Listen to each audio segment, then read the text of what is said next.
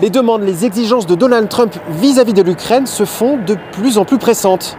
Ainsi, pour dédommager l'effort de guerre des États-Unis, eh bien, le président américain lorgne sur tout ce qui a de la valeur dans le sous-sol de l'Ukraine.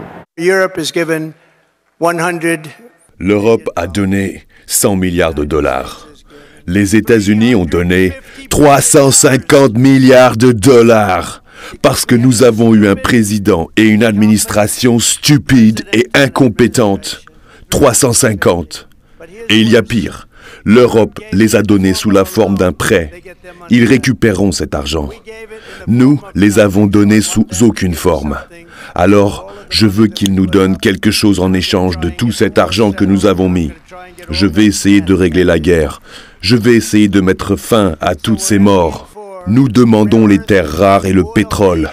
Tout ce que nous pouvons obtenir. Nous nous sentons si bêtes.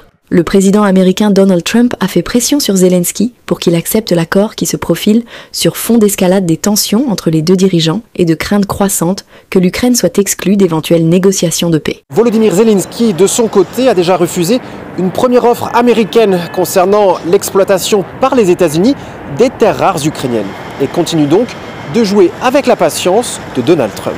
L'Ukraine a rejeté les demandes américaines de créer un fonds de 500 milliards de dollars, qui ferait partie d'un accord qui donnerait à Washington une part des richesses minérales du pays, a déclaré un responsable ukrainien au fait des discussions. Sur le plan diplomatique, les choses continuent d'aller à vitesse grand V. Ici même à Riyad, ce mardi, le ministre russe des Affaires étrangères a rencontré le secrétaire d'État américain Marco Rubio. Et les deux hommes, eh bien, après 4h30 de discussion, se sont mis d'accord pour rétablir des relations diplomatiques normales, mais aussi mettre sur pied des groupes de négociation concernant la résolution du conflit en Ukraine.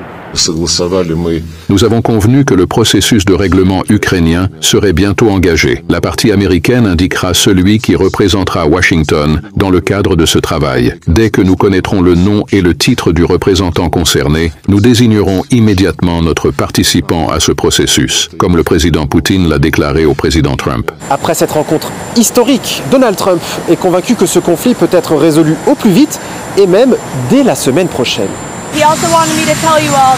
Le président Trump voulait que je vous dise à tous qu'il est convaincu que la Russie est prête à passer un accord et qu'il s'efforce d'y parvenir. Mike Waltz, vous venez de le voir entrer, va travailler 24 heures sur 24 tout le week-end pour obtenir un accord et mettre fin au conflit en Ukraine. Comme vous le savez, le secrétaire Bessant a mené des négociations avec les Russes et les Ukrainiens sur ce front.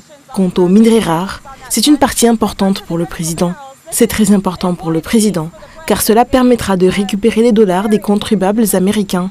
Cela va devenir entre autres un excellent partenariat économique entre les États-Unis d'Amérique et le peuple ukrainien également, qui va reconstruire son pays après cette guerre brutale. À l'opposé de cette dynamique de paix et de compréhension mutuelle, les autorités britanniques ont quant à elles décidé d'imposer un nouveau train de sanctions à partir de ce lundi, le plus important en 3 années de conflit. Le ministre britannique des Affaires étrangères a déclaré qu'il annoncerait lundi, à l'occasion de l'anniversaire du conflit, des sanctions qu'il a qualifiées de plus grand paquet de mesures depuis le début de celui-ci. Selon David Lammy, elles visent à réduire les revenus du pays et à arrêter la machine de guerre de Poutine. Il a ajouté que le Royaume-Uni continuerait à travailler avec ses partenaires américains et européens pour parvenir à une paix durable et juste, en soulignant toutefois que l'Ukraine devait être impliquée. Voilà donc qui vient conclure une semaine diplomatique riche en événements, ponctuée par cet événement historique qu'a été la rencontre entre les chefs de la diplomatie russe et américaine.